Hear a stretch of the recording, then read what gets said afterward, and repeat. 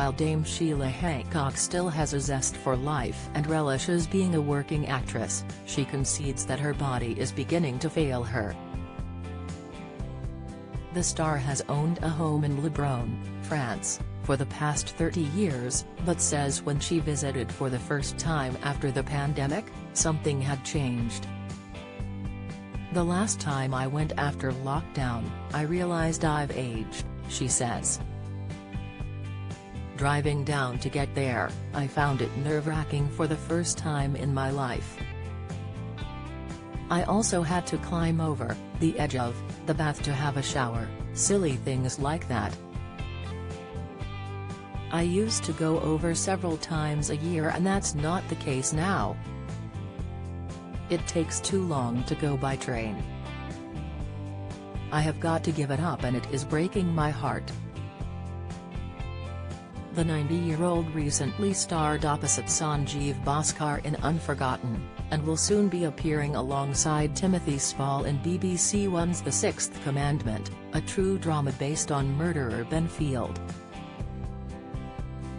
Sheila has confronted the stigma around aging in many of her screen roles, including Jimmy McGovern's Moving On, where she played a widow whose children wouldn't accept her new partner, and in 2017's Edie, a film about an 83-year-old who decides to climb a mountain. Old age has got a lot to do with letting things go, letting friends go, she admits. That is difficult when you have to let go of a way of life. All sorts of things go. But you can adapt and you can prepare for old age.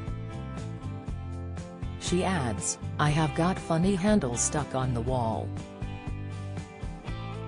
I don't need them yet, but I may need them to get me up the stairs.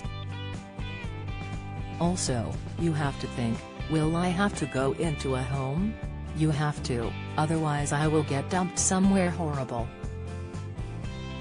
So I advise people of my age to prepare." The Isle of Wight born star has experienced her fair share of health scares. "I have rheumatoid arthritis, which is a bit annoying as your body suddenly turns against you, which does not surprise me," she says. "My body has spent its life turning against me. I had pneumonia 3 weeks ago, I woke up spitting up blood and I had emergency scans and lots of antibiotics and carried on." Carrying on seems to be something Sheila does well. "I think there is something odd about me actually," she laughs.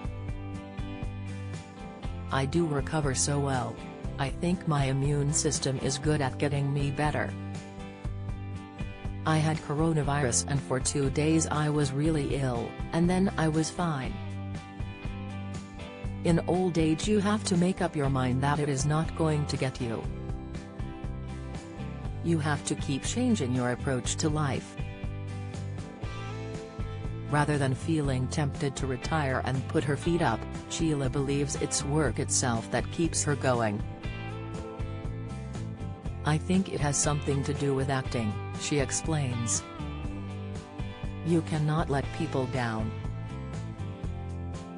I mean, you could be dropping dead and go on a stage and be fine, and then come off and you are dead again.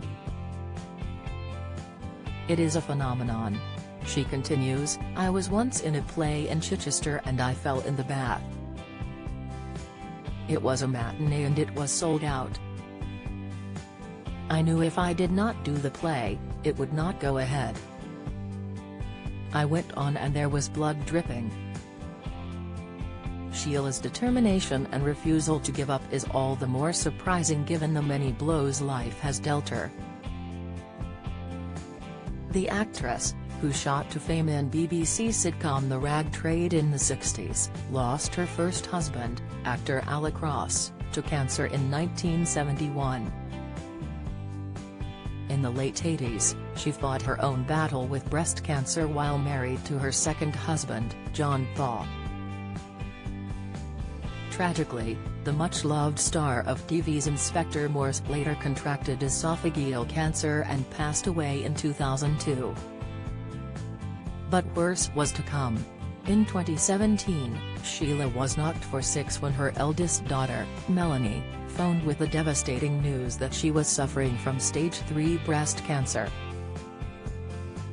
She has previously described how her daughter's diagnosis made her howl with grief.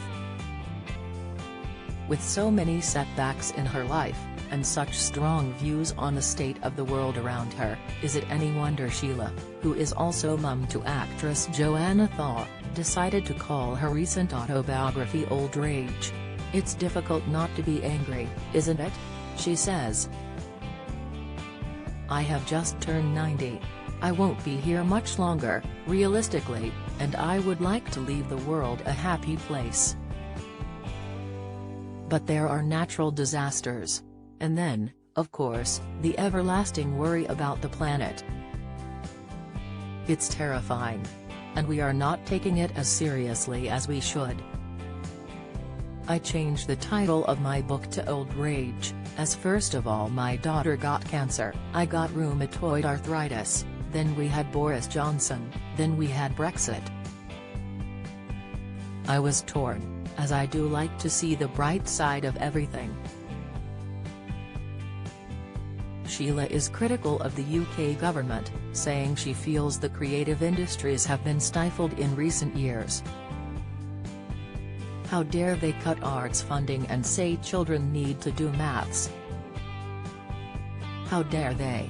We need culture in this country," she rages. "Arts make life worth living." Despite her grievances with the state of the world, Sheila still has a cracking sense of humor. She had audiences in stitches in the OOs with her appearances on TV show Grumpy Old Women and, more recently, shared her opinions on the week's telly alongside her pal Giles Brandreth on Gogglebox. Not that her stint on the sofa ended too well. "I used to love doing it with Giles, but they sacked me from that." "Well, they did not ask me back," explains Sheila, who says she clashed with producers after complaining about Channel 4's Naked Attraction. "I think it was because there were a lot of shows with penises in, and because it went down, well, with the audience, they kept showing them to us. Eventually I phoned up the lady on the edit and said, I am enjoying the show, but do you think we can have anything other than penises? And she was quite angry." But Sheila has nothing but praise for today's quality TV dramas. "TV is extremely good in this country," she continues. "I loved Happy Valley. When we do it well, we do it bloody well. The writing and the last scene was unbelievable. I am so proud of my profession when I see work like that. Vera is also a wonderful bit of work. She, Brenda Blethyn, is bloody marvelous in that, and the show is beautifully lit and shot. Now TV has come into its own and it is one of the most prestigious things to do.